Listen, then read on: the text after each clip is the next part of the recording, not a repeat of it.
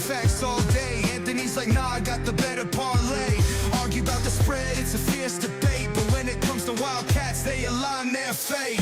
Blitz the bookies where the knowledge reigns. Charlie and Anthony bring the heat like flames. Talking parlays, breaking down the games. Kentucky Wildcats, they beat the same drums. All right, guys, the Blitz is back. I'm Charlie Winkle here with Anthony Roberts and Josh Onan. It is Monday, January the 12th, and we are down to the last college football game of the season. Next Monday, a week from tonight, the national championship, Miami Hurricanes and the Indiana Hoosiers will battle it out to see who is the top dog of college football this year. This will be our last show before the national championship, since the game is on Monday next week. We are going to record on Tuesday. That way we don't have to try to watch the game while we're recording. Although it is Monday and we're recording during the Monday Night Football playoff game, the Texans and the Steelers. This is the last wild card game of the weekend. So after this game, the division matchups will be set. But hey, before we get in the show, to the podcast listeners, we are live streaming on TikTok for the first time. We did live stream one episode of the Right Side of Kentucky Sports, but this is going to be the first time that we are live streaming the whole episode of Blitz the Bookie on TikTok. So for the podcast listeners, it might sound a little bit different. We're going to try to engage with the chat here on TikTok a little bit, answer some questions. So it might sound a little bit different, but we're going to have some fun with it. Guys, for you all that are on TikTok right now, we appreciate you stopping in. If this is your first time checking in with Blitz the Bookie, or if you're not a follower, please hit that follow button for us, guys. Check out the content. If you like it, stay following. If you don't, it's real easy. Hit that unfollow button. And if you're a podcast listener, check out the Blitz the Bookie podcast, iHeartRadio, Spotify. Full video is on YouTube, or just hang out with us for a little bit here, because we're about to do our full episode right here on TikTok. If you are already a Blitz the Bookie follower on TikTok, guys, thank you.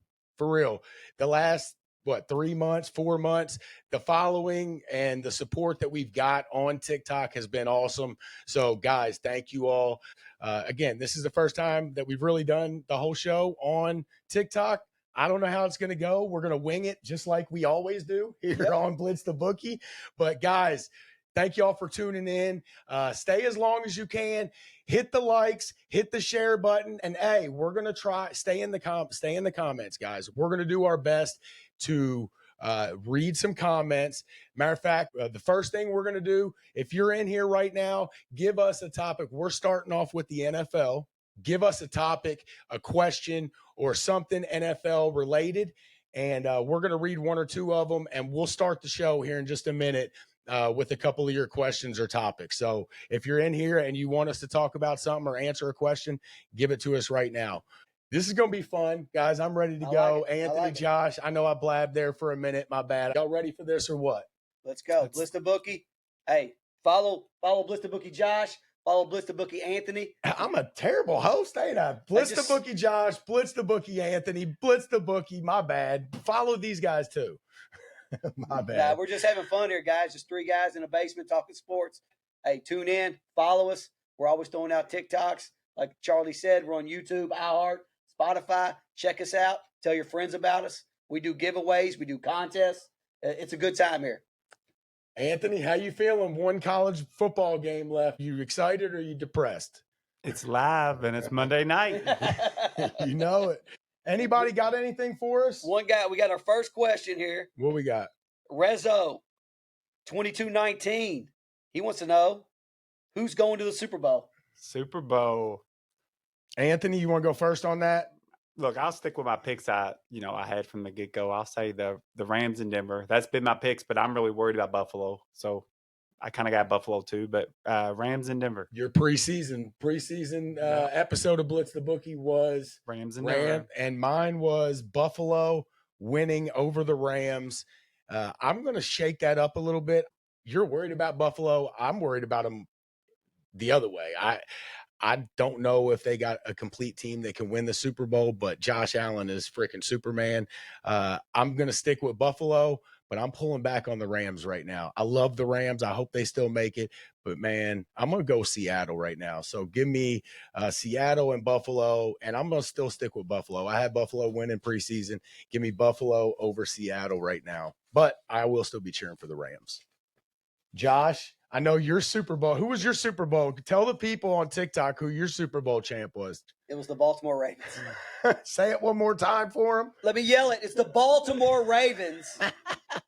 First year on Blitz the Bookie, this Oh. rookie couldn't even get his team into his Super Bowl champ We into the told you playoffs. not to bring that Louisville stuff over here, Josh. I know. Undercover Louisville fan over here. I like the Seahawks as well, but my pick was, I believe, Rams, Ravens, and here we are. No Ravens. I had Ravens win it all. But I like the Seahawks. Seahawks, Bills. Seahawks and Bills. Who winning? Seahawks? Seahawks. Seahawks over the Bills. I'll say this. Who'd you pick winning? Who'd you pick winning? The Rams? Yeah, no, I had Rams Denver. over Denver? I think I had Denver winning it. Denver No, over the I don't Rams? know. I have to check. I have to check that. Well, who you got right now? Tough. I'll say the Rams. I Rams. say they got their clunker out of the way, and I'll stick with the Rams. They do still have the best player in football, Mathew Stafford. Hey, Josh, any more questions? Yeah, we got another question What here do you got? from Johnny Logan. I think this is good when we kind of talked about this pre-show, guys. Y'all think A.J. Brown is going to be gone from the Eagles after last night? Absolutely. Go check my TikTok post earlier today. If That was what he wanted. I mean, that's why he did it. something was off there. The first one that he missed, I feel like he didn't even really try. So I don't know what was going on there. If you've listened to us on Blitz the Bookie, you know we love to talk about who's cheating and all the fishy shit that's going on. And then the second one I thought was a little iffy too on whether he gave full effort. I don't think either one of the first two were great passes. The third one was just a straight drop. And did he do it on purpose? Anthony, you think he did it on purpose to try to get traded? Look, I He think wants out. I think that's the He new wants out. kind of the new theme in the NFL. If you want out, act a fool, pout, do whatever you got to do to get out. That's what a lot of people do. You say he's out next year? Oh, I absolutely think he's out. I think A.J. Brown's really good. I don't blame him for wanting away from Hurts, but I don't like the bad attitude. I hope he's not a cancer for a team. I would have said before all this, absolutely, I'll take A.J. Brown because I think A.J. Brown's really good. He's one of the big reasons I think Jalen Hurts is no good because with that kind of offense, you should be putting up big numbers. But how much of a cancer is he? How much is it he just wants out? We'll find out with time. I think he's a moron for wanting out. We've said that the Eagles for the last 2 years have the best roster in football. Whatever you think of Jalen Hurts, they have a great coach. They have the best roster in football, and they're just coming off a Super Bowl.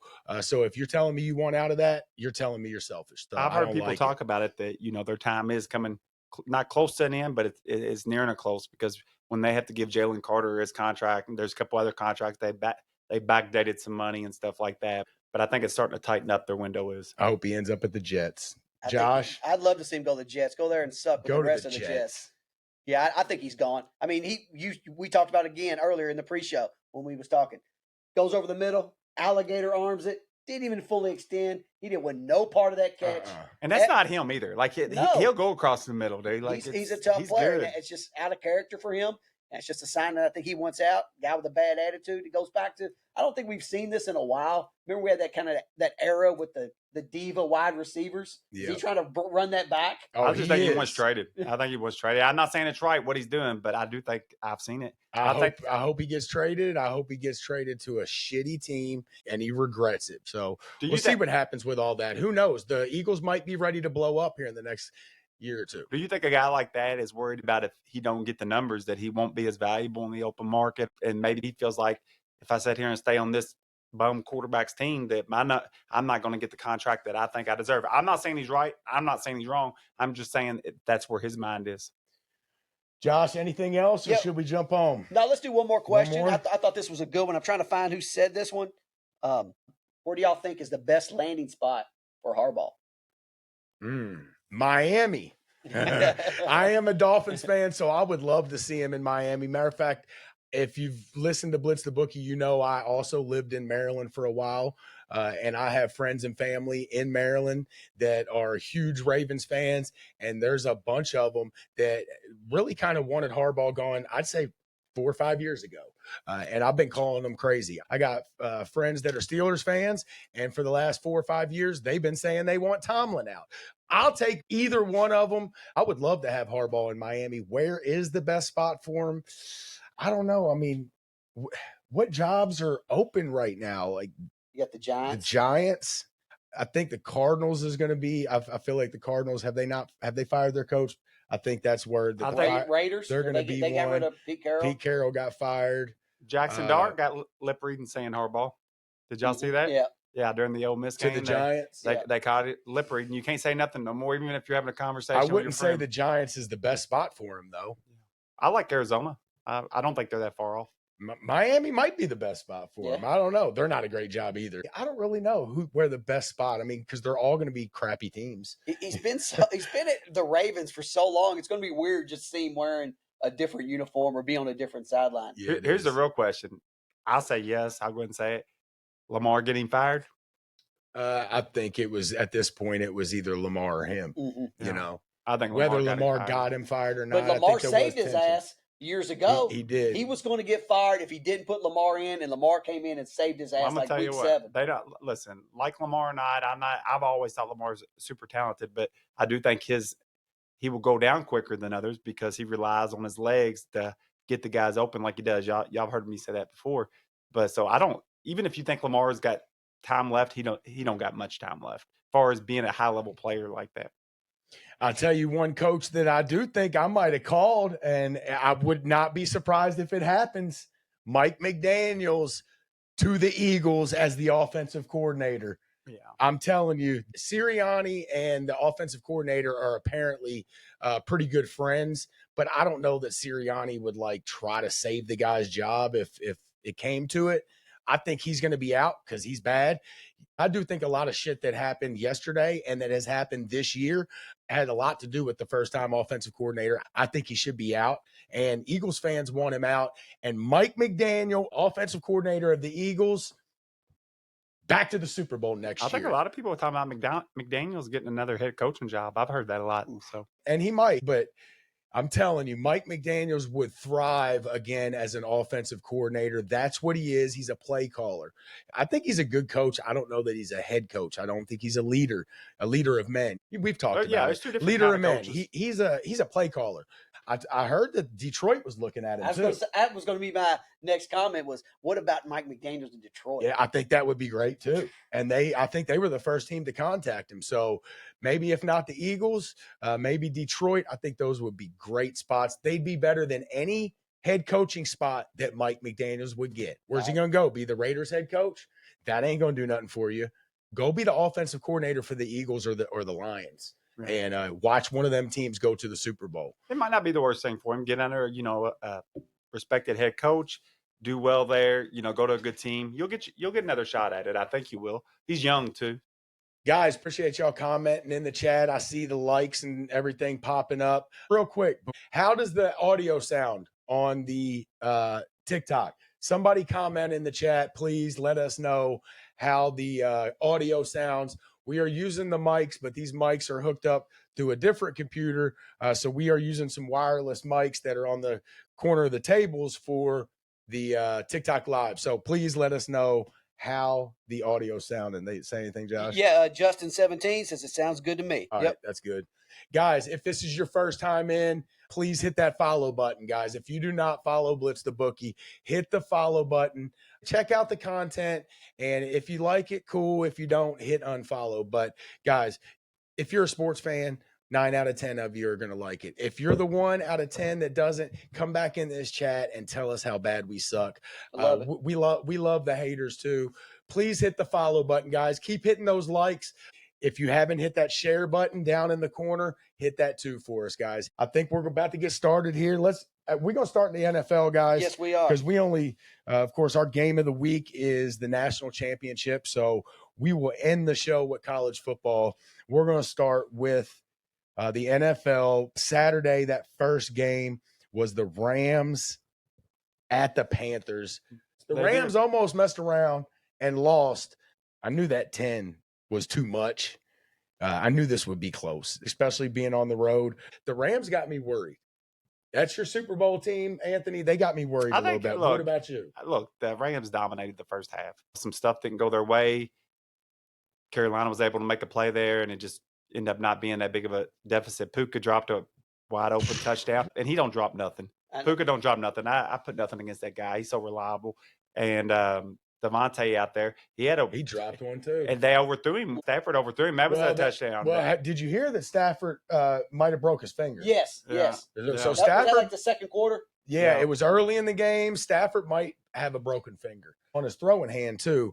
That's not going to be good. That's a tough team between him and Puka playing with the broken finger. I know Puka said they asked him about concussions this year. He said it's all on people's heads. So that's what he said. Concussions all in his head, dude. I love it, dude. I love it. I know concussions are real, but I do not believe I do not believe there's as many concussions as these people are acting like there is. I love Puka. I think he's hard nosed. They should have had a bigger lead, and then that's what happens in the NFL. In the NFL, you got to capitalize on that stuff because the margin, it's close as far as these teams are. And then Carolina was able to do a couple things in the second half. And really, Carolina, if you think about it, they were kind of a tough matchup for the Rams because what does Carolina like to do? Like to get rid of the ball fast. They like to do the screen game and stuff like that. Just quick dink and dunk. What are the Rams really good at? Pass rush. Well, the pass rush really can't do its job when you got somebody that's dink and dunking you real quick. And also, Bryce Young was also able to use his legs. So in all reality, even though I don't think Carolina's at the Rams level, it wasn't the best matchup for the Rams. I still think the Rams should have won by more than what they won by. But in the whole mix of things, I don't think it's as bad as it looks because I think Carolina had the perfect style of play to beat the Rams if they were going to beat them, which they didn't. That was kind of weird at the beginning. Y'all know me. I always talk about games getting weird. When Puka had a couple little drops there at the beginning, I was like, uh-oh. He don't drop nothing. He don't. And he had a couple drops at touchdown. I think he dropped one over the middle too early. That would have been for a first down that could have kept a drive going. But, the Rams pulled it off. They won. I take nothing away from the Rams. Give a little credit to Carolina. We've been dogging them for the last 6 weeks, playing in the worst division of football. They showed up and played a good game. I'd been on them. I'd actually been on them, and then I got off from them after I watched the Tampa game. Rams defense got me a little bit worried. But you know what I'm not worried about? Mathew Stafford. Nope. Came through big time at the end. Great throw on that last touchdown pass. And, Matt Stafford's going to Matt Stafford. They actually got helped out by Philly losing instead of going to Seattle. Now they will the Rams got the Bears. They're at the Bears. Oh, yeah. Well, they're still on the road, but I think they would rather go to the Bears than to Seattle. That's a good matchup for the Rams against the Bears. Oh, no doubt. That's a good matchup. It's with them pass rushers. Favored in that game. The pass rushers, them athletic guys up front, that'll help get after Caleb Williams. We all know he likes to get outside the pocket. It'd be tough to do against that group. They're really athletic on the edges. I think that matchup really is a good matchup for the Rams. Chicago's pass defense, it's not all that. No, it's not. It's not all anything. It's bad. I think that's a really good matchup. Chicago's defense is bad. We'll get into that here in a little bit. But yeah, the Rams are moving on. The next game was Saturday night, and that was the Packers at the Bears, division rival. Only the third time these teams have played in the playoffs, which is pretty surprising. And the Bears were 0-2. And the Bears played like dog shit in the first half. 21-3. 21-3, and they were playing bad. Almost the same thing that happened last game. And their defense is rough. They're like the Miracle Bears. I don't know how they do it, but they turn it on in the second half somehow.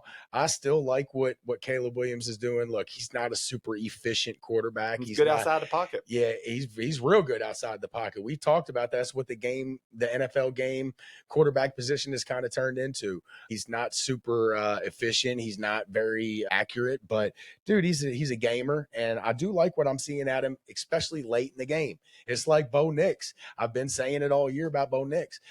Like, he just turns it on in the fourth quarter. So I love what I'm seeing out of the Bears in the fourth quarter, but they worry me way more than the Rams. They have a decent defense. They just got a lot of injuries on their defense. Well, let's not forget about the Packers, who we could easily say blew this game. Matt LaFleur, his butthole tightens up in playoff games. Choke. He is I think Matt LaFleur is actually a really good coach. I do. And I would actually, if he got fired today, and there is rumors that he might be out at Green Bay, I would take him in Miami. I would too. Because I only worry about Matt LaFleur in the big games, and the Dolphins don't play in any big games. So if he could just come to Miami and take us to a big game, I'll be happy. But let's be real. He is a different coach. Oh, that was the dumbest play ever. Steelers getting after it, baby. Oh, they got it. They got the turnover too. They're going to give it to him. What a slow-ass development play that they ran right there. Did you see it was like a little flea flicker?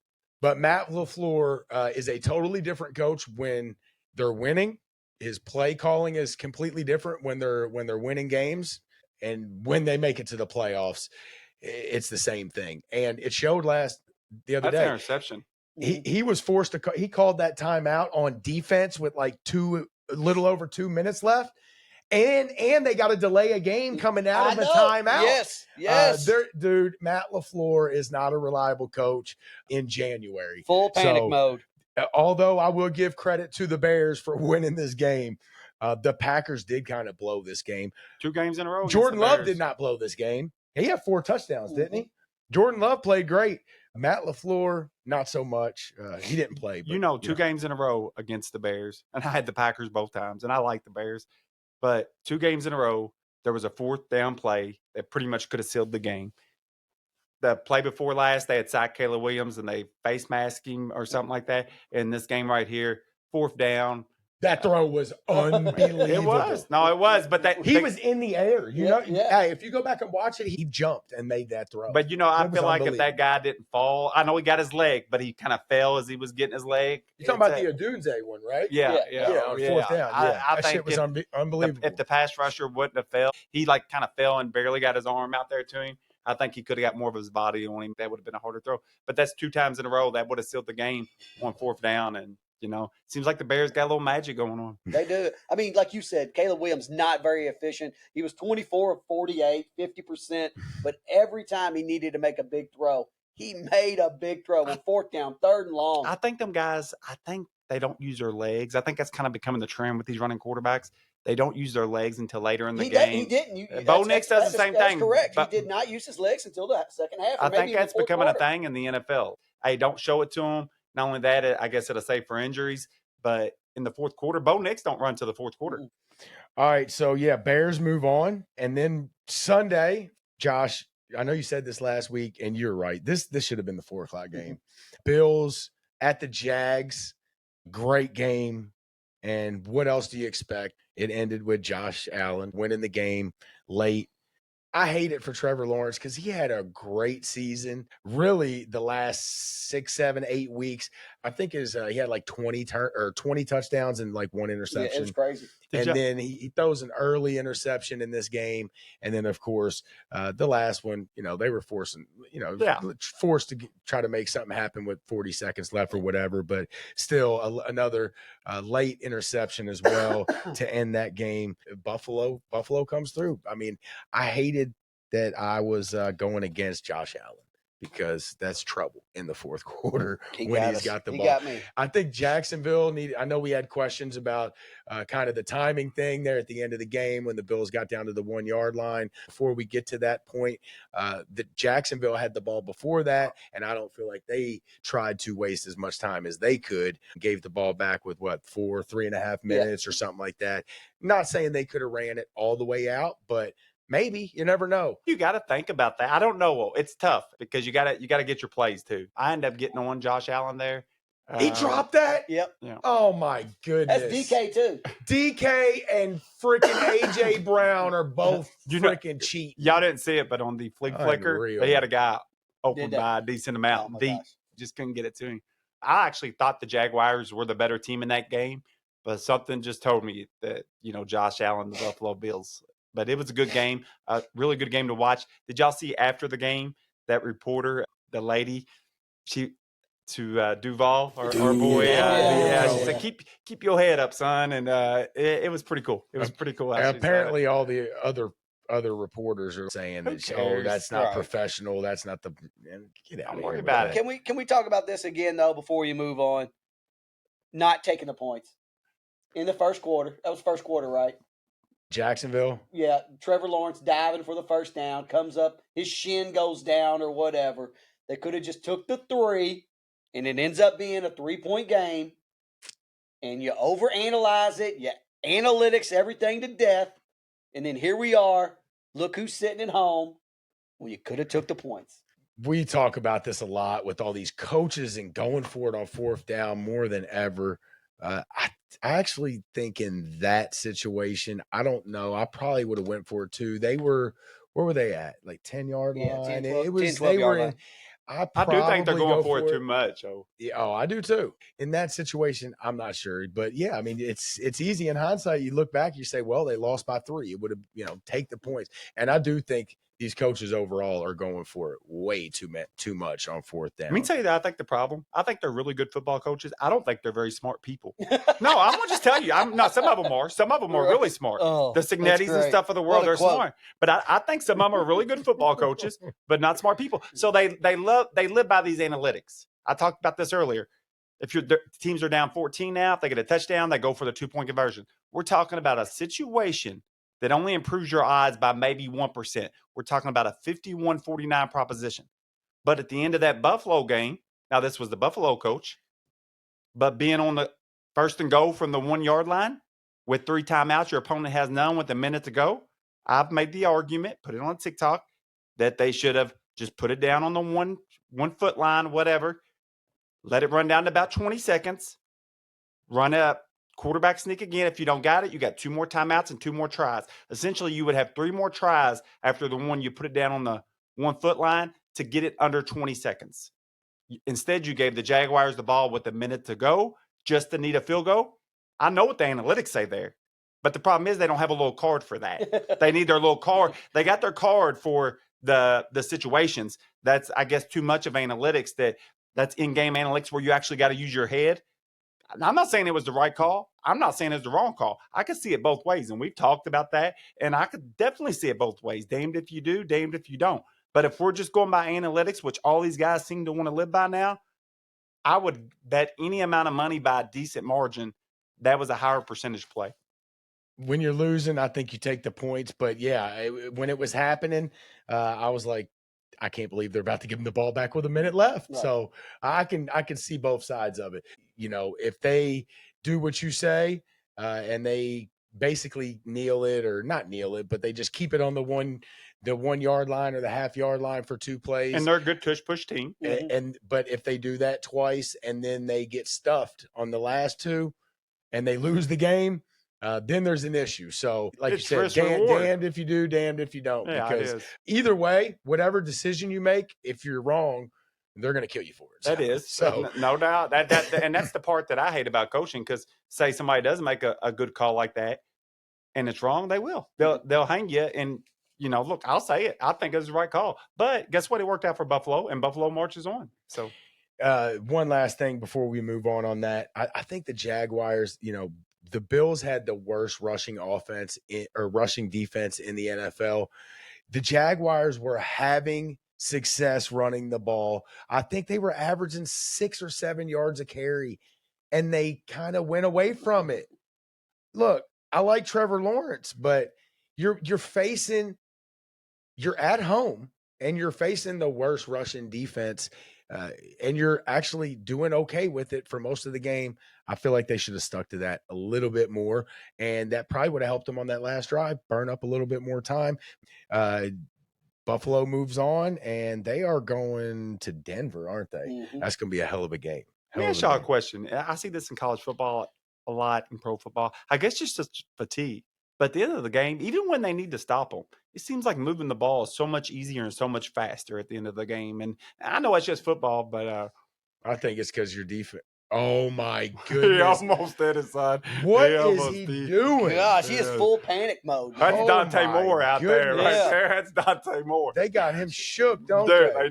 They do. That wasn't even a bad snap. He bobbles that. He's Dante Moore. Shook. All right.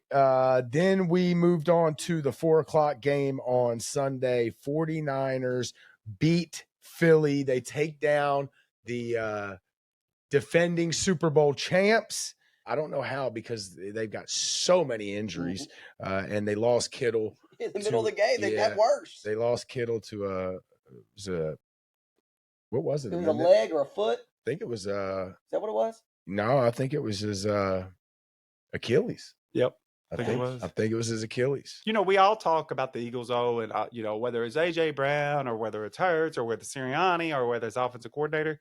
Let me tell you who it is. It's that left tackle, Johnson, the one that been out. Lane Johnson. Hey, look at the record. They say he's the best left tackle in football. Oh, yeah. And he's like 37 years old. But look at their record with him versus, I mean, it don't lie. Their record with him versus their record without him, it's pretty unbelievable, really. That's who they're missing. And I think he'll come back. There's debates on whether he'll retire or not. I don't think he's going to want to go out like that. I think he'll be back. And yeah, you're right. I mean, he's the captain of that line. And yeah, I think he is the best offensive lineman probably in the NFL. Guards and centers, I'm not saying they're easy to replace, because they're not. But offensive tackles, especially your blindside tackle, there ain't many great ones in the NFL. I mean, there's a few that just make a huge difference. If you got a guy like that, like I told y'all, with Harbaugh losing both of his tackles for the year and still being able to make the playoffs, I think the guy might be coach of the year in my book, just from a standpoint of losing offensive tackles, two of them like that, your two starters. Them guys are very important. McCaffrey played a hell of a game. Yes, he did. He's a hell of a player. Is McCaffrey, is he like a top 5 running back of all time? He is in my book. I think he is. I'd probably say top 10. I'd have to. He might be the best. We might have to do he might be the best topic. ever. He might be the best ever. Dude, Anthony's on a little thing about calling people the best ever. Dude, I'm telling you, Cignetti's the best coach ever. He ain't won nothing yet.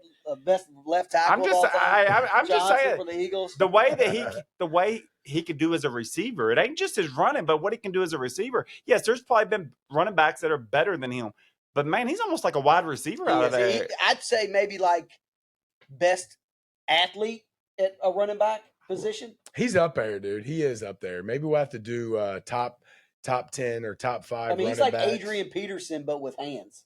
Yeah.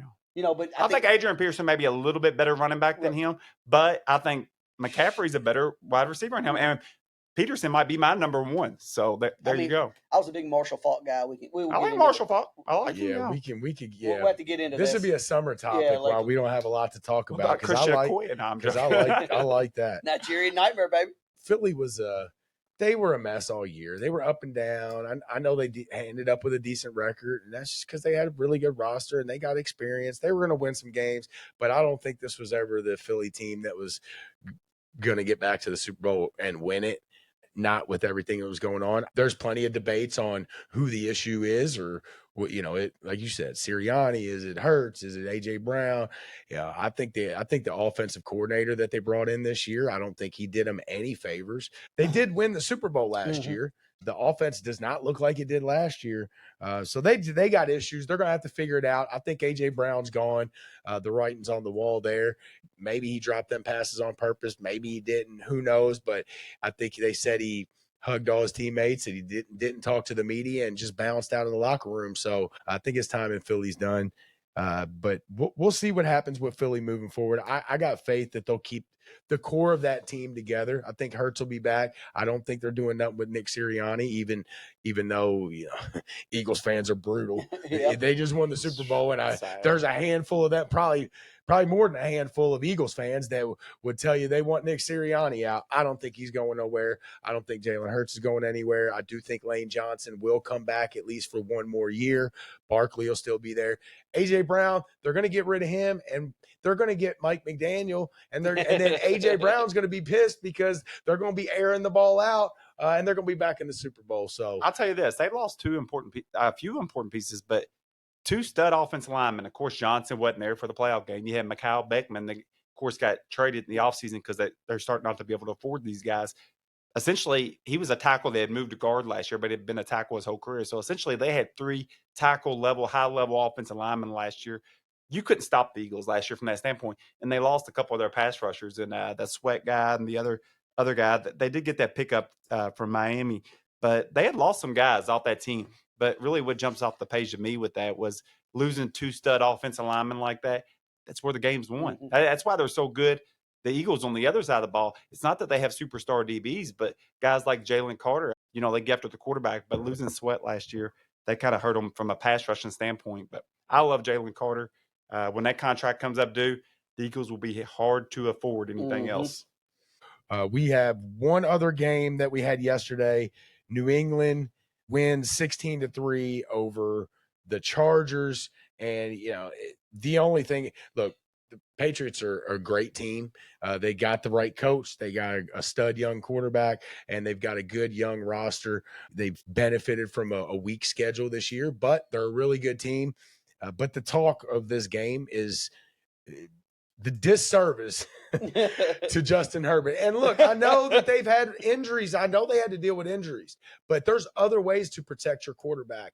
Scheming guys open, not running a bunch of deep routes when your quarterback can't even take a 5-step drop. I think it was a bit of a disservice of what Justin Herbert had to deal with this year with that offensive line. Again, I understand he lost 2 really good offensive linemen early in the year. One of them right before the season, and then the other one, I think, in like week 2 or something. Yeah. But look, they had all year to make changes. Didn't we say they had like 100 and something different combinations of offensive line? I get it, but man, isn't it supposed to be next man up in the NFL? They were out of men. I think they were just out of men. There was no there was no next man to go. They're like this is all, losing this is all we got. Losing 2 offensive tackles for the season, and you make the playoff. I'll tip my hat to you. No. I tip my hat to Justin Herbert. I think it shows how good of a quarterback he is to be able to. I think it's a miracle that they had. What were they, 11-6? Yeah, something like that. Miracle. With that offensive line, they should have been 6-11. Ask the Cleveland Browns, because if anybody knows a bad offensive line this year, besides them, it was the Cleveland Browns. And what was Cleveland's record? How many games they win? 4 or 5. Yeah, I know the Chargers are a better team. They got a better quarterback and all that. But with an offensive line like that, I don't know how they won 11 games. Props to Herbert and props to Harbaugh. But, man, offensive coordinators got to figure out a way to scheme guys open or some way to help protect Justin Herbert. And I'm sure they did, but it didn't work very well because he got beat up again yesterday and the game ended in a sack. Well, they lost their running backs too. Najee Harris blew his Achilles out. Marion Hampton, their rookie running back, who I picked to be offensive rookie of the year. I'm really good at my picks on this show, so y'all know. I mean, I'm just nailing them. But, I mean, and he was beat up all year. And he was beat up last night. He started, but I don't think he finished.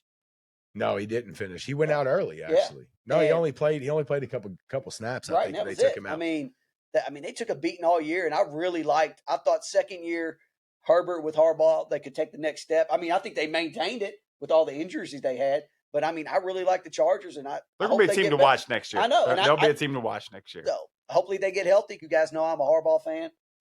I think they got a lot of cap space too, so they've got some room to make some moves, which I'm sure they will do on definitely that offensive line. They might be your early Super Bowl favorites. I mean, like, don't let me pick them. Yeah, yeah. Don't let Blitz the Boogie Josh pick them.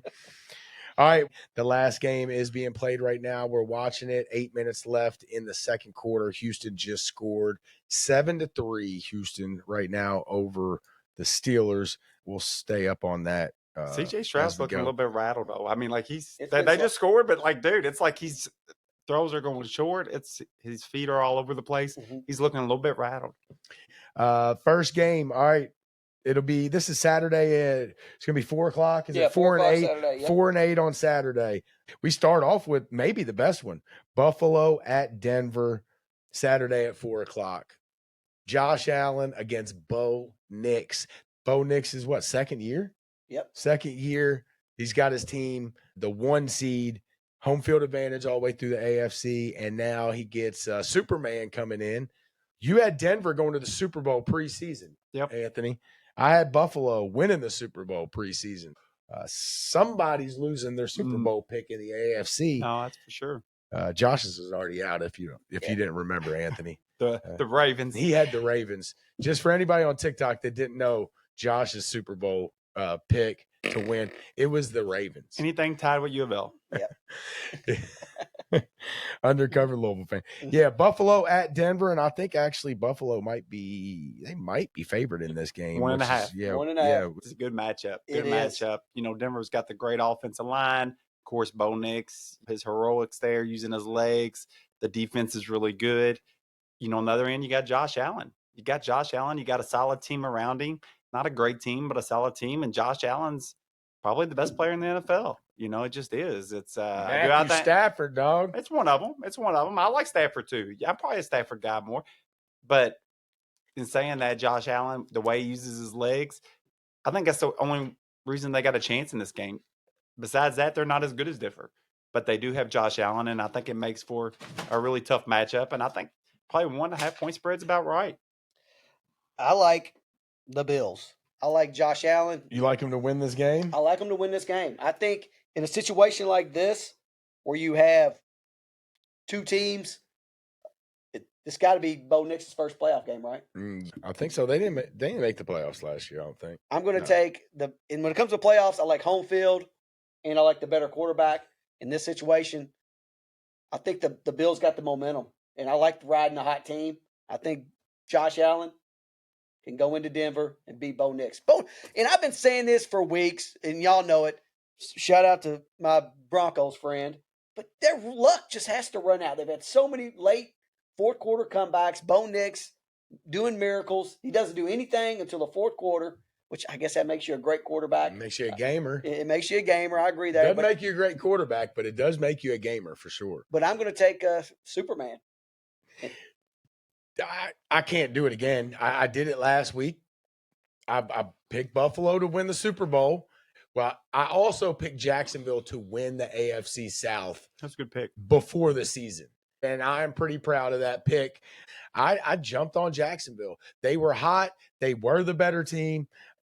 But, it came down to Josh Allen. It really did. And I hate to put it on Trevor Lawrence because I'm really not. But, 2 turnovers after some clean games there the last 5 or 6 weeks.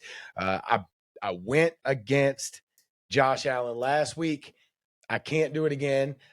I've talked over this whole season about Denver. Like, I don't like Denver. I actually don't have anything against the Broncos. I don't know what it is either. People think I hate the Broncos. I get teams like that, Charlie. I get it. But I really don't, and I respect them. They are a good team. They're well coached. I respect Sean Payton. Was very skeptical of Bo Nix and what he would be in the NFL. But look, I'm in. He's a gamer.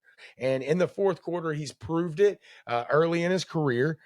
But I just cannot. Denver's got the better team. They got the better team. Their offensive line is good. That's why I like them really to go to the Super Bowl. It was just their overall team, just the balance of it. I love a balanced team, and so it's a tough pick for me. Buffalo's run defense really worries me. Like I said earlier, I think Jacksonville should have exploited that a little bit more. I think Sean Payton probably will do that at home. I think he'll try to control the clock a little bit better than Jacksonville did. I can't take Denver in this game. I can't take Bo Nix. It's really all about Josh Allen, to be honest. I shouldn't even be talking about Denver or Bo Nix. I just can't go against Josh Allen. So give me Josh Allen. Hold on, I gotta hit this button. For me, guys, it's a toss-up. It really is. I mean, I'm 50-50 on it either way. If I'm forced to pick it, You're forced to pick it. We pick these games around. We pick these games Part of your job. I really am split like that on this game. I agree. I'll go against y'all because y'all went that way. I'll go Denver. That's my Super Bowl pick. But if Buffalo wins Super Bowl, I won't be sad. Trust me. I like it. All right, 2 on Buffalo, 1 on Denver. Hey, shout out Bluegrass Elite. The Bills beat the Broncos last year in the playoffs. Oh, so the Broncos did make the playoffs last year. Hey, thanks, Bluegrass Elite. Appreciate it. Bo Nix is 0-1. We need I'm using my phone on TikTok, so I'm usually the fact checker here. So appreciate that, man. We don't have a lot of notes written out. These are just the games to get around. We don't have notes and shit. And I got my phone here, but I try not to look at it too much because then I won't be listening to these guys. Do y'all catch yourself doing that sometimes? Like while I'm talking, if you're looking at something and then you're like, what did he just say? Right, I've done it a couple times, yeah. So I try not to do that. At the beginning, when we first got on, dude, I was way behind y'all. I wasn't paying attention to shit. What? Because you was looking I was looking at this, trying to get questions. It never happens to me. I don't know what it is. No, and I've heard you say that, and some of the things you say, like, oh, well, this does this. And I was like, yeah, I get that. But that, for some reason, I always hear, like, what's going on. And that's kind of unlike me because I can space people out sometimes. Until we get done breaking down a game, and then you're like, who they playing? No, you're right about that. You're right. We talk about a game for about 8 to 10 minutes, and then we go to make our pick, and me and Josh make our pick, and then Anthony's like, who's the Broncos playing? We just talked about the Bills for 10 minutes. I'm telling you, I get in very deep thought on things. We know. Like, and I just do. I wish I didn't sometimes, but I do. Oh, all right. That is, who do y'all like? Hey, chat, tell us who y'all like in that game, Buffalo or Denver. Let us know who you like. Hey, for anybody that's in here that has been a follower of Blitz the Bookie for a while, tell the other people that jump in here. CJ Stroud is rattled, son. He is. He is rattled. You better get this guy out of the game, dude. Yeah. He's going to blow the game for him, dude. He is going to blow the game for him. He just gave him a turnover at 20-yard line. Did he turn it over? Yeah, I think he did. Yeah. Oh, let's go. The dude is rattled, dude. He is rattled. Dude, get your boy out. Yeah, he don't even know what to do. Yes, that is a fumble. Yes, sir. Oh, he hit it back. He smacked it forward. He smacked it forward. That don't count. God, dude, they've outplayed this team this first half. This dude he fumbling there, dude. Get him out. He fumbled the snap too. It wasn't just that. He fumbled the snap too. He's lost. He is shook. He's 0-2 in road playoff games. He's about to be 0-3 if he don't fix his shit. What are you doing? He said. All right, next game, Saturday, 8 o'clock, San Francisco at Seattle. Rematch. Didn't we just see this like 2 weeks ago? Mm-hmm. Was it 13-3? Is that right? Ugly. Seattle is rested. And to me, I think they're the best team in the NFL. I think they're the most balanced team. Sam Darnold, I was actually skeptical of Sam Darnold for his whole career. But the guy is, I think, he's like the winningest quarterback in the last 2 years. His record is unbelievable the last 2 years with Minnesota and now Seattle. I can actually trust him, I think, in the fourth quarter now. And I think this is going to be tough for San Fran, especially coming off of that win a couple days ago. Now they got to travel to Seattle. San Fran is so beat up. Is there any team in the last 2 years that's had worse luck injury-wise than San Francisco? The answer is no. Last year, they were maybe the most injured team I've ever seen. And this year, it's pretty damn close. And then Kittle goes out with the Achilles. They didn't have Trent Williams in that first Seattle game. I do think that matters. I don't know if this is bullshit or not, but somebody said that Kittle drank like a whole bottle of tequila in the locker room last night after he found out his Achilles was blown. He may have. I wouldn't put it past him. He might have. I don't know. You know, they just got done playing Seattle. I kind of like that angle a little bit. People say, oh, it's tough to beat a team twice. I like it when you just lost to a team. I like it when it's real. It's fresh. Yeah, when it's fresh. You know where you got to make corrections. I think not having Trent Williams is kind of a big deal. I think 49ers got a shot. They beat Philly. I think Philly was a good team. I know Philly blew some opportunities there, but at the end of the day, I don't think that was a 49ers best game against Seattle. Seattle dominated that game also. They did dominate that even game. Only won by 10. It should have been more, but I'll give them a shot. They just don't have the receivers and the weapons right now to help Purdy, man. And now, especially with Kittle out, I find it hard to believe that they're going to go into Seattle and win right here. Josh, you give them any chance? No, I don't. I mean, I give them a chance. It's the NFL, but how often does Seattle get a Saturday night game? That 12th man is already brutal. Now you're going to give them all day to get liquored up. Some big fan is going to raise that 12th man flag before the game starts. Seattle has to score a lot of points to win this game. Like they scored 13 last time to beat them. I mean, Darnold, I think he's legit. You can say how good he is. Look at the fall off that Minnesota had without Darnold this year. They thought they had something with our boy from Michigan. But I think they wanted him because he was cheaper. Mm-hmm. Probably, yeah, they was going to have to pay him. Yeah. But I think Seattle's too much. A healthy San Francisco, I could give them a shot with. They still got a weapon in McCaffrey, but no Kittle. Brock Purdy, baby. Yeah. When's the last time Seattle had a home playoff game? Russell Wilson, right? Probably. It had to been. Yeah. It's been a while. The Legion of It's been a while. So Seattle's going to be rocking. San Fran, they're in trouble here. I'm going Seattle. I'm going to take San Fran. San Fran owes them one. Anthony's going San Fran. They went into San Fran's house. They did the big build up to that game, and San Fran owes them one. I think Seattle wins. That means it's guaranteed Seattle wins if I pick San Fran. I think they win by double digits. All right, next game. The Rams at Chicago, Sunday, 1 o'clock. The Bears get their win.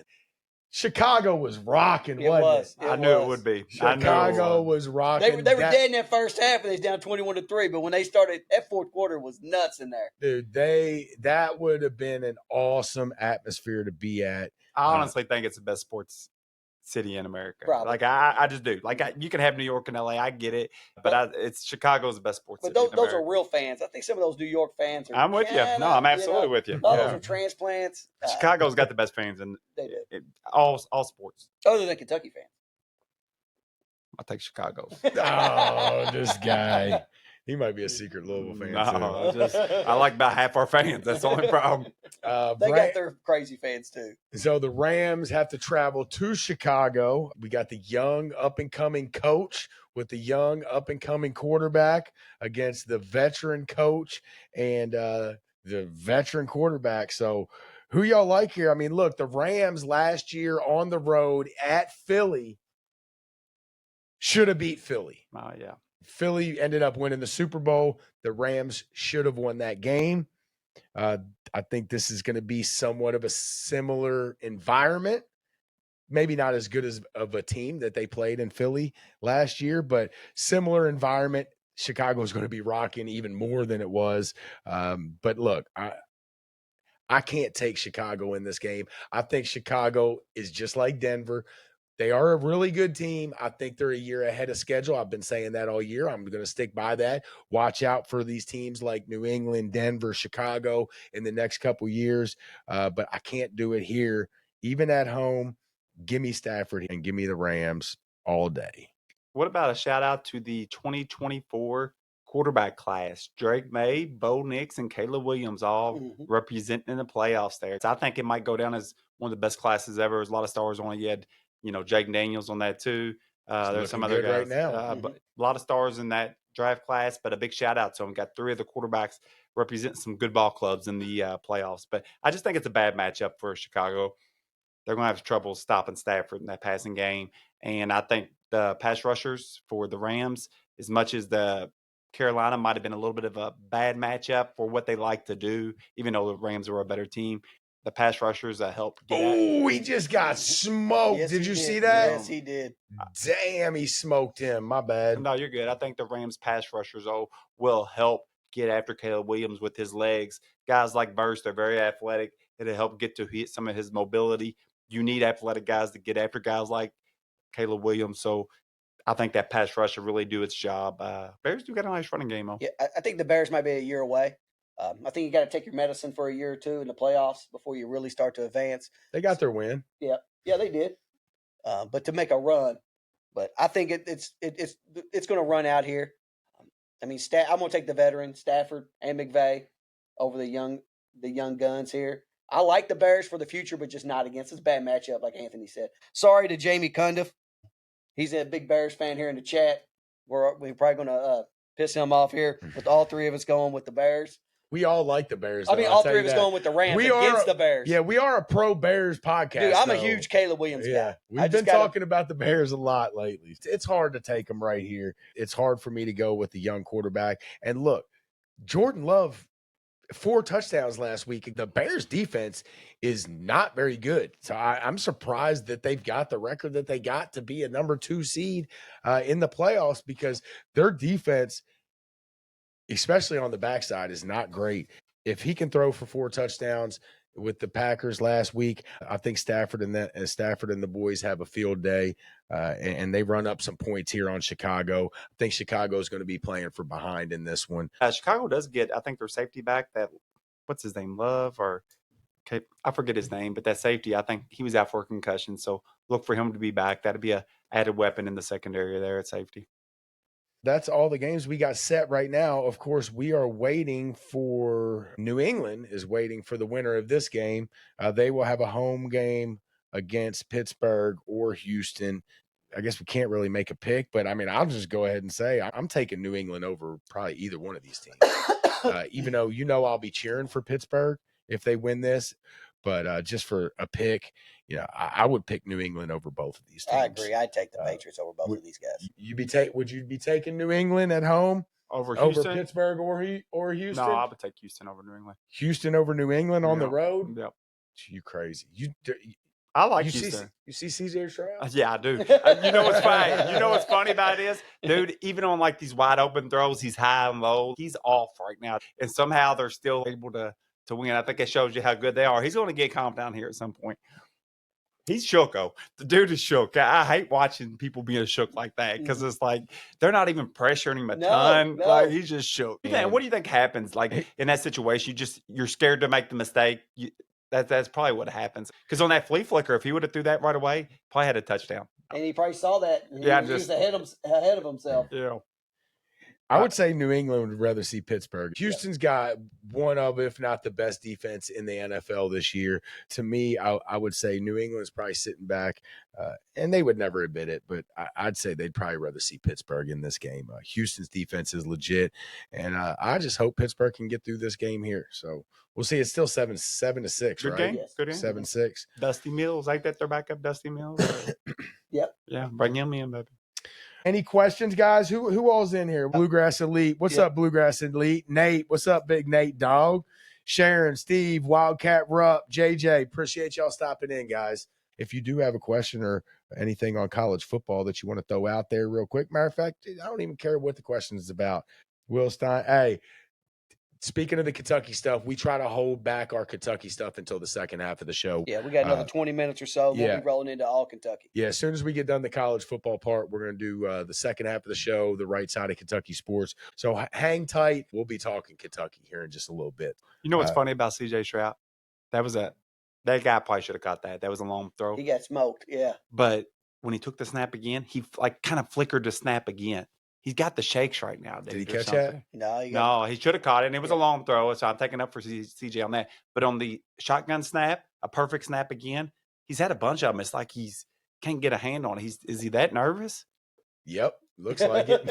Dude, I'm serious. We've already noticed it like 3 or 4 times. So I would say maybe. Get a grip on the snap. He took that snap a million times. Calm down, homie. They need to let him smoke one at halftime or something. All right, let's go ahead and get on to college football. Of course, we had the Final Four of college football last week. Thursday was Miami and Ole Miss, and Chambliss tried to pull off the miracle at the end. Couldn't get it done, but it was pass interference. It was pass interference. I don't care what you tell me. It was pass interference at the end. I've argued with people all weekend over that shit.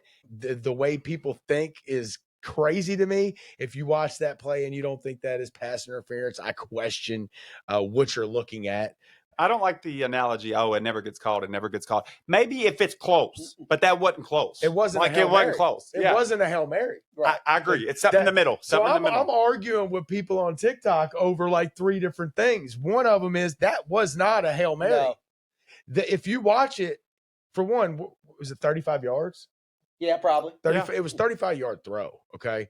And if you watch it, only 2 people had a chance to make a play at that ball. Oh my God. Come on, CJ. That's a touchdown, dude. Only 2 people had a chance at the ball, the receiver and the cornerback that was guarding the receiver. It basically ended up a one-on-one down the sideline. The safety got over at the end, and he didn't even have a chance at the ball. A Hail Mary is when you throw it up and 5 or 6 people are all going for the ball at once. Those are the plays that they don't call pass interference. I get it. You don't call pass interference on a true Hail Mary when 6 people, 12 hands are going for the ball all at once. You're not going to get that call. What happened at the end of the Ole Miss and Miami game, oh my goodness, they are laying straight lumber right now. They're laying it, but they should be getting beat, dude. They're getting beat on all kinds of routes.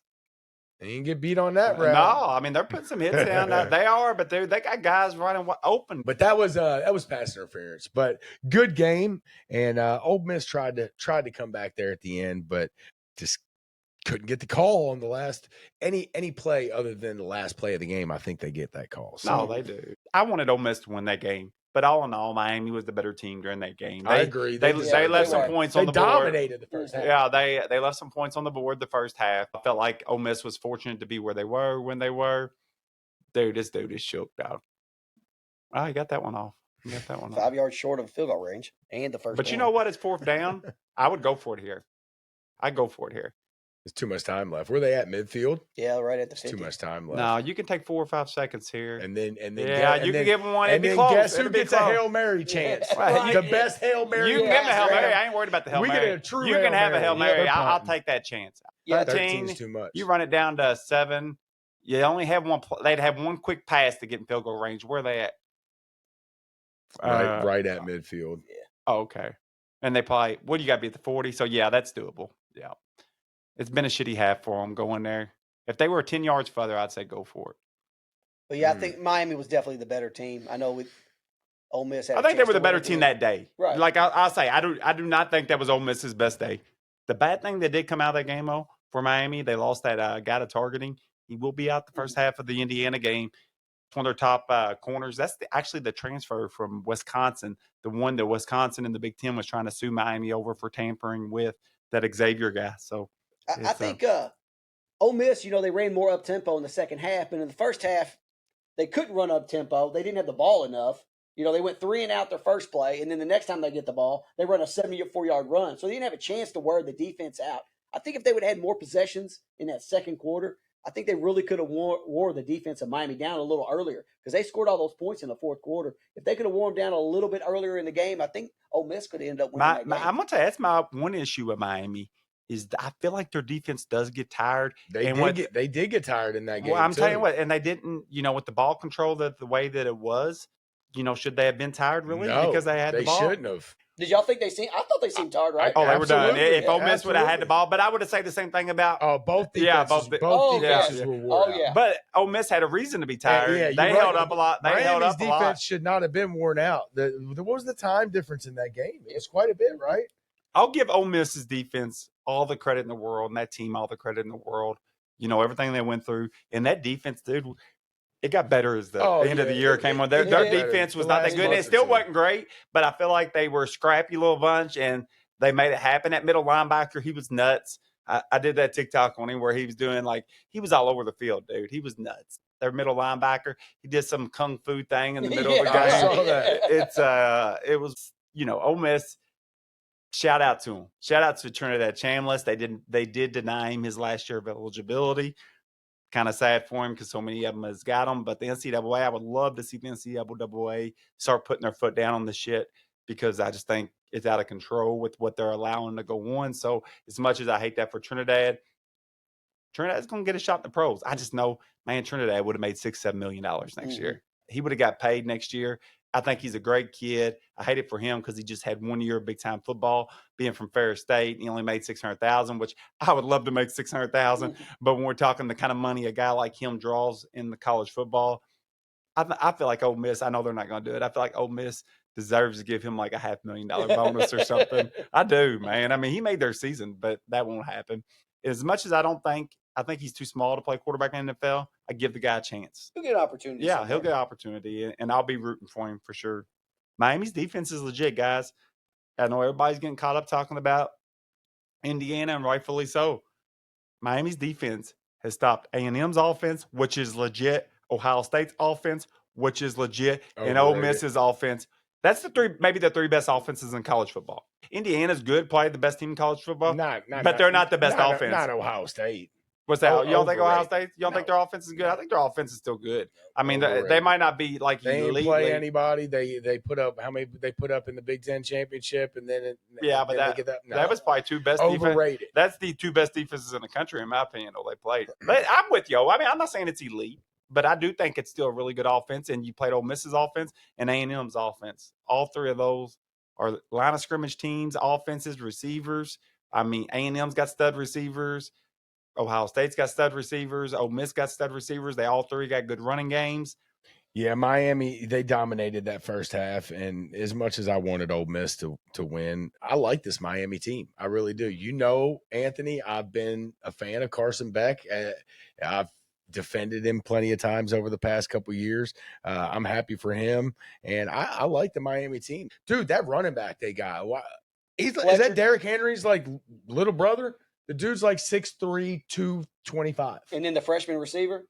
Oh, yeah, he's a big Tony. Yeah, he is an absolute stud. How big is he though? Was he like 5'10"? 5'11". He's listed 5'11". He fumbles a lot. He didn't fumble that game. That dude's a fumbler. He looks small, but I think he is 5'10" or 5'11", but he looks smaller than that. I looked it up. I looked it up during the game. He's 5'11". Yeah, he's a baller, and man, that running back they got is a monster. Malachi Tony was 11 years old when Carson Beck got to Georgia.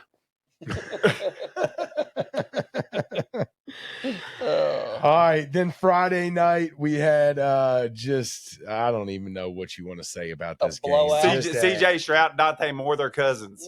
Absolute, just an ass whoop. Indiana just beat the brakes off of Oregon. Started off on the first play of the game, pick six, and I'm not gonna lie, as soon as that pick six happened, it reminded me of the safety that the Broncos took in the Super Bowl early in the game against Seattle.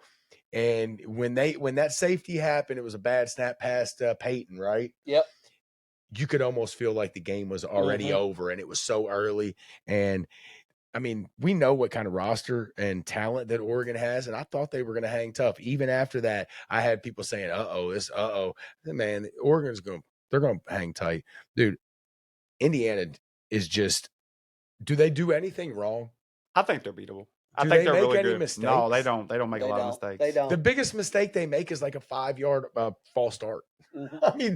That's literally the worst thing that happens. They don't ever, they're never behind the chains, barely ever. Their offense is super efficient.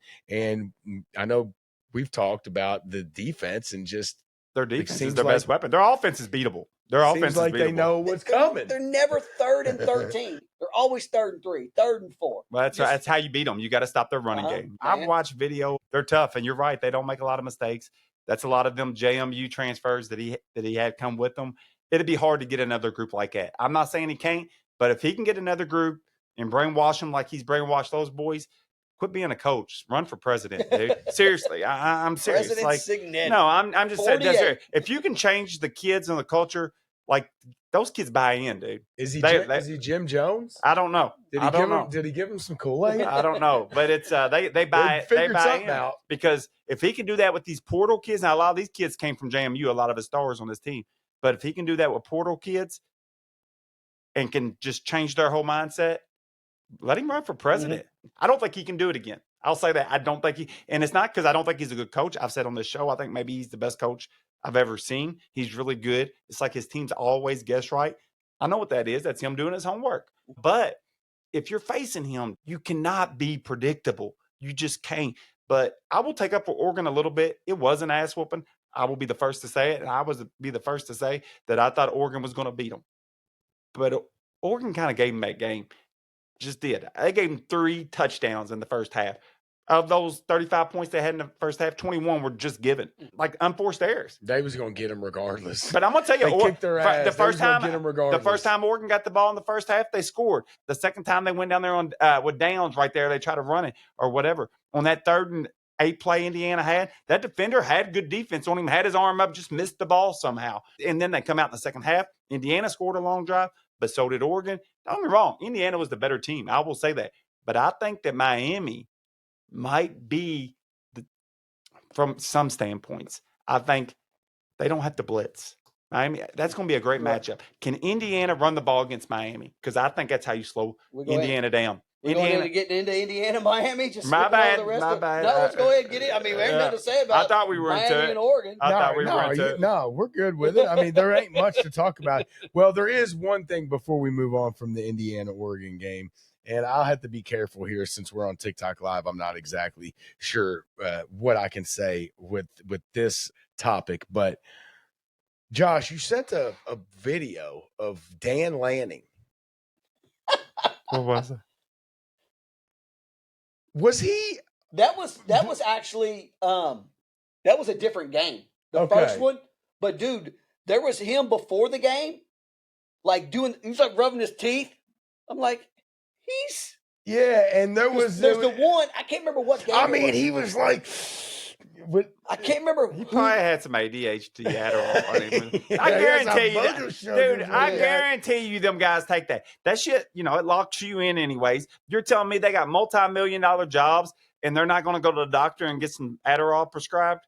Come on, dude. I guarantee you. Some booger sugars. Yeah, maybe you're right. Dude, but before the game, he was over on the sideline and he was doing. This was before the Indiana game. He's like rubbing his mouth. I was like, dude, he is jacked up. He's jacked you up. probably got to be. And then there was that. The other one was from the part at the beginning of that video was from another game earlier in the year. I can't remember who. And that one was wild. Yes. Because he's sweating all over the place. Yes. Dude. Look, I'll say this. I've took Adderall before. Straight up. I've took one before.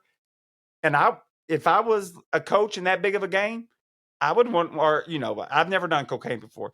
But I've done that. Sugar. Say something But else. okay. But anyhow, but I would want to be on point like that when going up against another great coach like that. I'd want to be locked in. I just would.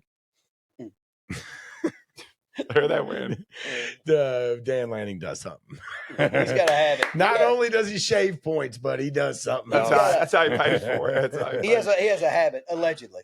All right, so national championship next Monday, Miami at home, in a home game. How crazy is that? Indiana fans will be there, Earl. Miami against Indiana. I don't know how good this Indiana team is, like, compared to, like, historically. It's hard to know, are the teams better now or are they better before? Because you could argue one way with the portal. But I'm not talking about, I'm just talking about, like, what I'm watching. Yeah. Like, I'm not talking about the talent then, the talent now. I'm just talking about the college football team that I'm watching in this Indiana team. They don't do anything wrong. They barely ever make mistakes. They're always in the right spot. The quarterback's good. The coach is over there. He's on top of the world. They are creeping up. Like, I'm not saying they could beat, what was it, 2021 LSU? 2019. I'm not saying they could beat that or some of the Clemson team or some of these Alabama teams or Ohio State, Miami, even some of the older Miami teams. There's a lot in that argument. But I'll say if they go in and they manhandle Miami like they have these last couple games, we're going to have to give them their respect. Mm-hmm. I'm not saying they're the greatest team of all time, but if they dominate Miami and they win convincingly, we've got a conversation to be had. Yeah. If that happens. So I think it's already like in the back of my mind, but it will be for sure if they manhandle Miami. I'm not saying they will, but I can't pick against Indiana right now. I told you after the games this weekend, Anthony, and me and you, we both do a lot of research on these games. I'm not even looking into this game. I'm not doing no research. I'm not doing none. There's no way I'm picking against Indiana. There's no way. Maybe they get beat and I'm wrong, but I'm picking Indiana. They're the best team, and I can't just like try to find a way to pick against them. I'm taking Indiana. To win the national championship in football. Is that crazy? That's crazy. No, crazy. I don't think it is, but I get what you're saying. It is crazy. They were the worst program. I know, but they were the worst program basically in the country. I know they were. No, I know, and I've heard all the stuff, and it's right. And you're right. I'm not saying you're wrong, but I look at it different because I know they're spending the money, and I just think in my mind, it's a total new era in college football. Money buys the teams now. I've said that on this show a bunch of times, and I just believe it. I believed it for a while now. I've seen it early on. The people that were getting the players were buying them. The tradition's over. You're starting to see a little power go up to the Big Ten now, at the very top, because they can buy teams. I said it from the get-go. I predicted it. Money's bigger up north. It's going to draw some of those Southern kids. The talent still comes from the South. And don't think that I'm not bitter about it, because I am a fan of SEC football in the South. And if you look at the recruiting rankings, you look at all these players. I pulled a thing up from all the players in the college football playoff. Like 80% of them were from the South. But the problem is they can buy them up north now. Now, you'll get those Big Ten teams. They'll say, oh, we can finally pay like the SEC school. No, you can finally buy up some of the Southern speed and bring it up north. But I could go all day on that. It is what it is. Cignetti's got a great group. A lot of them came from JMU. They brought into his system. That's going to be tough to duplicate with portal kids. And Charlie, I wish I was the same as you. I wish I could not think about it. But the stubbornness in me, just won't let me do it. And I get where I should pick Indiana. I get it, but I'm just too damn stubborn. And I feel like I've been like a coach. I do not coach no college ball, but I enjoy looking at film, trying to figure Indiana out, trying to figure out what they're doing that's so much better. And what I've come up with is they guess right a lot. I've said that to y'all for a long time. That scouting, is that cheating? Who knows? They guess right a lot. Oh, it ain't that their players are just so much better, but when it's a run play, like the linebackers are already coming downhill. It's nuts how much they guess right. They're jumping the gun, but they always are right. In saying that, I did see them struggle a little bit when I went back and looked against play action. I don't know why more teams don't run play action against them. I'd have them son of a bucks guessing every time. If I typically would have passed as a coordinator, I'd run a run. I don't care. You got to do that. You cannot be predictable to Cignetti. That middle linebacker is a freak. He's a white boy. He's all over the field. But I think you can use their aggression against them. I think there was times, even though it was a runaway, that Dan Lanning, he got too prideful in like 3rd and shorts, 4th and shorts, and he wanted to show he could run the ball against them. You're not going to run the ball against them because he's going to guess run, and every linebacker, they're quick. They're going to be shooting the gaps. When it's 4th and 1, 3rd and 1, you got to pass it, and hopefully he didn't guess right that you were going to come off it then. Is he Nostradamus? I don't know. But you cannot be predictable when you play Cignetti. I do not think they're unbeatable. I think they ran into 2 teams they whooped, but they had 3 really close games, and you might even argue got outplayed in those games. Iowa, Penn State, and Ohio State. So that makes me know that they are beatable, but it's going to take a hell of a team and a hell of a performance by Miami to beat them next week. So who you taking? I'm stubborn. I'll take Miami. You got snacks? I'm going to get them right now. Did you get snacks this week? I got snacks. All right. Guys, if you've never seen us do our game of the week, we usually do snacks from either a town or a city from the teams that are playing. So Josh has got snacks. CJ's drought, dude. Even when the guys are open, he can't hit them. We got oranges. Miami oranges. We had Miami before. We didn't do oranges. What we do with Miami before? Cuban food? No, we didn't. I don't remember what we did. I could use some Cuban food. Because we had Miami for a game of the week at some point, didn't we? Welcome to Miami. We did. Yes, we did.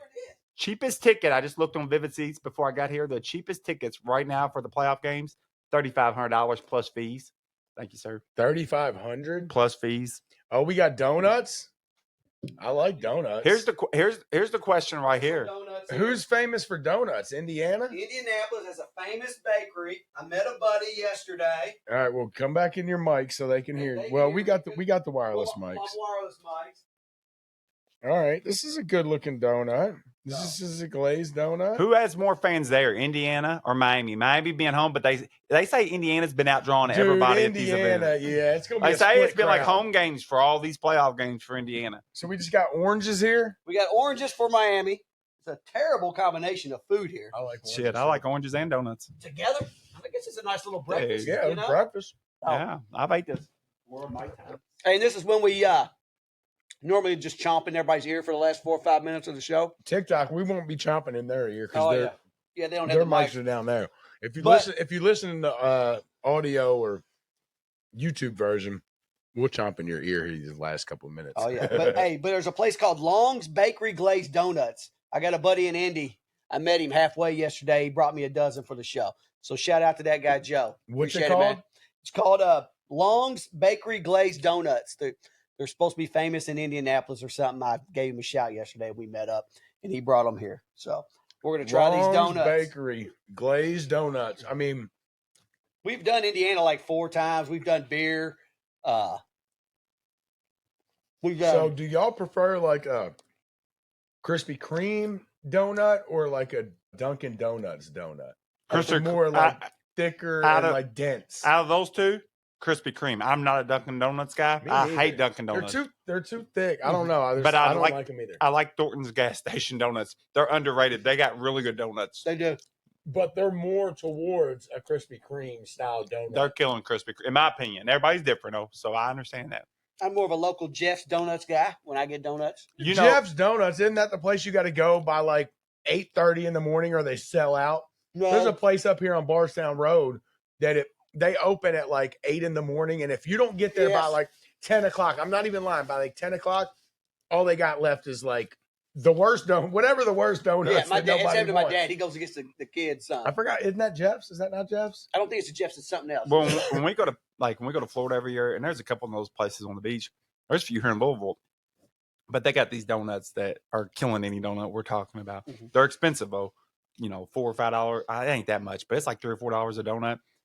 Maybe it ain't that much. Maybe $3. I don't know, but they're really good. They have like peanut butter. Like it's crazy. They're like luxury donuts is what they are. I think they're called like parlor donuts or something like that. I don't know, but they're really good. These donuts are pretty good. No, All it right. is good. All right. Well, it's an I don't. Well, we better get our pick. We got people who's been waiting around for us to talk about Kentucky.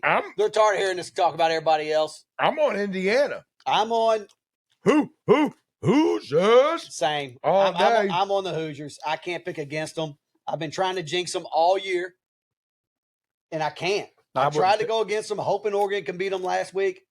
Not happening. I think they're too good. I thought you was going to wear that Miami chain. I thought about Anthony, you ain't wearing the Miami chain? No, I'm too stubborn, son. I'm going with the K. I should have wore the Miami chain. Yeah. It's See, he says he doesn't hear what we say. Why? See? Again. What are you, Nothing. I'm messing with you. Listen, and I think Miami has a legit shot. If you just told me for $1 million, pick a team for the $1 million, I would take Indiana. But I do think Miami has a legit shot to beat them, so I'll pick them to beat them. All right. I like it. Well, we got 2 Indianas, 1 Miami. Next week, guys, we will be recording on Tuesday. Dude, this guy is the worst quarterback ever. Did he get picked off? Bad. Damn. He is bad. That's How you going to go for C.J. Stroud over Aaron Rodgers, dog? Dude is bad. That's live reactions right Watch this shit. You there. Look didn't at the see coach. it. The coach is You shook. didn't see it. Oh. Dude, they just drove all the way down the field. This dude is bad. Oh. He is God, he's bad. For those of you that are on the TikTok, you got to see Anthony spaz out. Shit. We get to see They that. don't even want to show it so bad, dude. Oh. If you had Houston right now, you would be spazzing out too. God bless, they've dominated this game. Unreal. Guys, appreciate everybody listening. Like I said, we will be back next week, but we're going to record the show on Tuesday, so we'll be able to kind of react to the national championship game next week, and we'll be down to conference championship week in the NFL, so we're getting down to it. Guys, appreciate everybody listening. Catch us next week on Blitz the Bookie and on TikTok. Guys, hang out here for a few minutes. We're going to take maybe 2-3 minute little intermission, take a bathroom break real quick, and then we're going to come right back here for the right side of Kentucky sports. Again, thank you all for listening. If you're on TikTok, hit that follow button. We'll catch you next week. Blitz the Bookie. See ya. Charlie got the mic, he's dropping facts all day. Anthony's like, nah, I got the better parlay. Argue about the spread, it's a fierce debate. But when it comes to Wildcats, they align their fate. Blitz the bookies where the knowledge reigns. Charlie and Anthony bring the heat like flames. Talking parlays, breaking down the games. Kentucky Wildcats, they beat the same drums.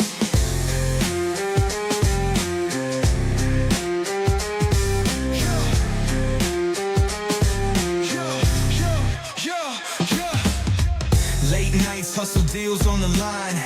Charlie Scassy's gonna make you shine.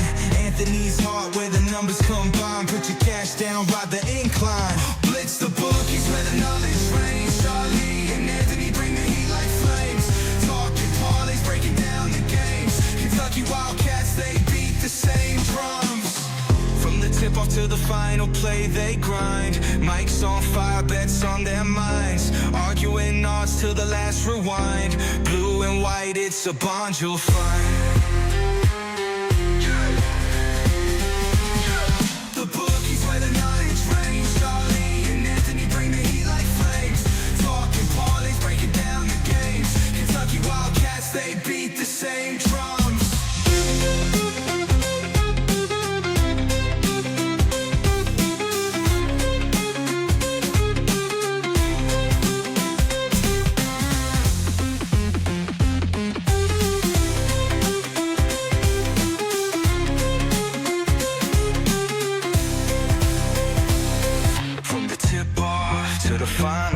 they grind.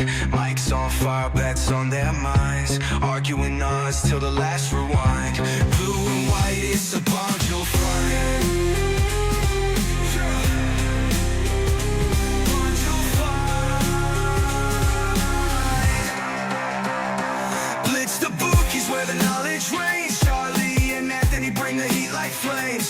Talking parlays, breaking down the games. Kentucky Wildcats, they beat the same.